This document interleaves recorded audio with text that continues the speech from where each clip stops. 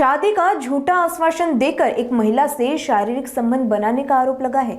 यह घटना guard line तहसील थाना क्षेत्र की है। पीड़िता की शिकायत के अनुसार मैरिज इवेंट के काम के दौरान उसकी पहचान आरोपी युवक से हुई थी। आरोपी ने शादी का भरोसा दिलाकर नवंबर 2025 से फरवरी 2026 के बीच कई बार शारीरिक संबंध बनाए। जब महिला ने शादी की बात कही तो आरोपी ने इनकार कर दिया और कथित तौर पर गाली गलौज कर अपमानित किया। घटना से आहत होकर पीड़िता ने 4 फरवरी 2026 को तहसील थाने में शिकायत दर्ज कराई। पुलिस ने आरोपी के खिलाफ मामला दर्ज किया है। फिलहाल आरोपी फरार है। पुलिस उसकी तलाश में जुटी हुई है और मामले की आगे की जांच जारी है। पोलीस स्टेशन तहसील येथे अपराध क्रमांक 71/2026 कलम 69-352 भारतीय न्याय संहितेनुसार गुन्हा दाखल करण्यात आलेला आहे। यातील पीडित महिला जी आहे ती डिवोर्सी होती आणि या आरोपीचा संपर्क मागच्या 6 महिन्यात तिच्याशी आला।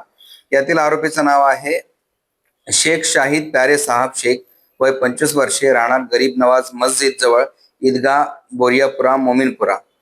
आरोपी चा मागच्या 6 महिन्यापूर्वी तिच्याशी संबंध आला आणि आरोपीने तिला सांगितले की मी तुझ्याशी लग्न करतो असं सांगून तिला प्रपोज केलं। तिला लग्नाचं आमिष दाखवलं आणि पोलीस स्टेशन तहसील हद्दीतील गार्डन परिसरामध्ये तिच्यावर वेळोवेळी अत्याचार केलेला आहे।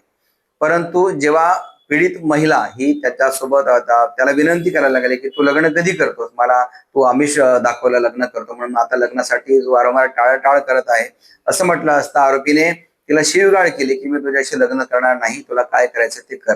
तरी सुद्धा पीडित महिलेने आरोपीच्या घरी जाऊन त्याच्या घरच्यांना विनंती केली की कृपया तुमचा मुलगा असा असा मला लग्नाचं आमिष दाखवून माझ्यासोबत असे असे गैरकृत्य केलेले आहे, आता शोषण केलेलं आहे आणि आता तो लग्नासाठी नकार देतो आहे असं सांगितलं। तरी सुद्धा त्याच्या घरच्यांवर किंवा आरोपीवर कुठलाही सकारात्मक परिणाम झालेला नाही। शेवटी पीडित महिलेने पोलीस स्टेशन येथे तक्रार दिलेली आहे। तिच्या तक्रारीवर आम्ही तात्काळ गुन्हा दाखल केलेला आहे। सदर आरोपीला शोधण्याकरिता डीबी पथक रवाना केलेले आहे। लवकरच आम्ही त्यास अटक करू। आरोपीच्या विरुद्ध यापूर्वी एक पोक्सोचा सुद्धा गुन्हा दाखल आहे, त्याचं गुन्हेगारी पार्श्वभूमी आहे। आम्ही लवकरच आरोपीला अटक करून माननीय न्यायालयाला सादर करू। सदर गुन्ह्याचा पुढील तपास PSI गायत्री भरडे या करत आहे।